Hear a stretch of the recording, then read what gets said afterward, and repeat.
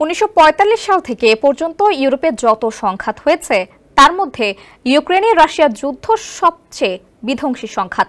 2022 সালের 24 ফেব্রুয়ারি ইউক্রেনে বিশেষ সামরিক অভিযানের নির্দেশ দিয়েছিলেন রুশ প্রেসিডেন্ট ভ্লাদিমির পুতিন।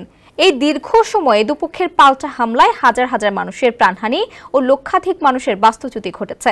তবে রাশিয়া ও ইউক্রেন যুদ্ধ বন্ধ করতে বিভিন্ন পদক্ষেপ নিচ্ছে মার্কিন প্রেসিডেন্ট ডোনাল্ড ট্রাম্প।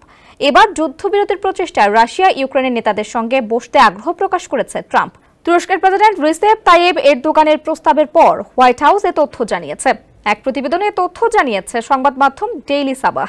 হোয়াইট হাউসের প্রেস সেক্রেটারি ক্যারোলিন লেভিট বলেছেন, প্রেসিডেন্ট বলেছেন যদি বিষয়টি এমন হয় তবে তিনি রাজি। তবে তিনি চান উভয় নেতা এবং উভয় পক্ষই একসঙ্গে আলোচনার টেবিলে আসুক। যমুনা ইলেকট্রনিক্স ঈদে ডাবল খুশি অফার সিজন 3, যে কোনো পণ্য কিনলেই পাচ্ছেন নিশ্চিত ঈদ উপহার। এরদোগান বলেছেন তিনি ইস্তাম্বুল অথবা আঙ্কারায় 3 নেতার মধ্যে একটি বৈঠক আয়োজন করতে চান, কারণ তিনি ইস্তাম্বুলকে শান্তি কূটনীতির কেন্দ্রে পরিণত করতে চান। এর আগে তুরস্কের ইস্তাম্বুল শহরে অনুষ্ঠিত দ্বিতীয় দফার শান্তি আলোচনায় বন্দি বিনিময় সম্মত হয়েছে ইউক্রেন রাশিয়া।